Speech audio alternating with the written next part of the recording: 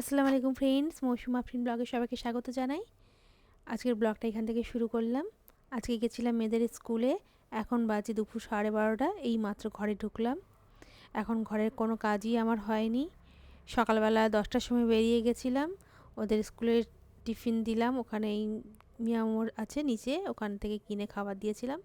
তো ব্রেকফাস্ট তো করে গেছিলো ওরা, কিন্তু টিফিন বানিয়ে দিইনি। তো এসে পরে ঘরে সমস্ত কাজ বাজ করে নিয়েছি, কাজ কমপ্লিট হয়ে গেছে।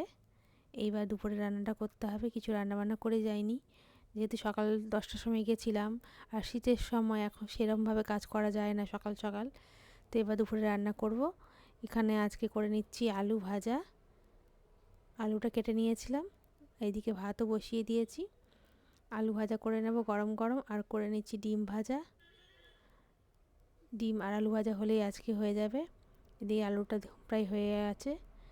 এই যে ডিমটাও ভাজতে দিয়ে দিয়েছি। কালকে ভোলা মাছ রান্না করেছিলাম, তো মাছটা এই যে ছিল, ওটা একটুখানি কাছে, ওটা দিলে আমার হয়ে যাবে।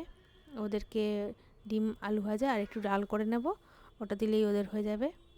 ডিমটাও প্রায় ভাজা হয়ে গেছে, এই যে লাল লাল করে ভেজে নিয়েছি। এবার ওরা আসলে আবার একটু গরম করে দিয়ে দেবো। তো আসার টাইম হয়ে গেছে, এখন বাজে 2:30, ওরা 3টের সময় চলে আসবে, তার মধ্যে হয়ে যাবে। বিকালে বানিয়ে নিয়েছিলাম একটু চিড়ে ভাজা, মেয়ে বললো চিড়ে ভাজা করো, তো চিড়ে ভাজা করে নিয়েছিলাম। এই যে এখানে দিয়েছি পেঁয়াজ কুচি আর কাঁচা লঙ্কা। বাদাম দিলে আর ভালো লাগে, কিন্তু ওরা বাদাম খায় না, বাদামগুলো বেছে বেছে রেখে দেয়, তাই জন্য বাদাম দিইনি। আর এই যে এদিকে চা বানিয়ে নিয়েছি, গরম গরম চা আর এই চিড়ে ভাজা গরম গরম, ভালোই লাগে খেতে। ওরা ওয়েট করছে কখন হবে। আর এইদিকে আমার মেয়ে, ছোটো মেয়ে, দুষ্টুমি করে বেড়াচ্ছে। এই যে দেখুন কী অবস্থা, কোথায় কোথায় উঠে বেড়াচ্ছে। যেই দেখেছি ক্যামেরাটা অন করেছি পালিয়ে গেছে ছুটে। তো চলুন তাহলে ভিডিওটা এখানেই শেষ করছি। এই যে চাটা নিয়ে যাচ্ছি, ও চাটা খেয়ে নেব।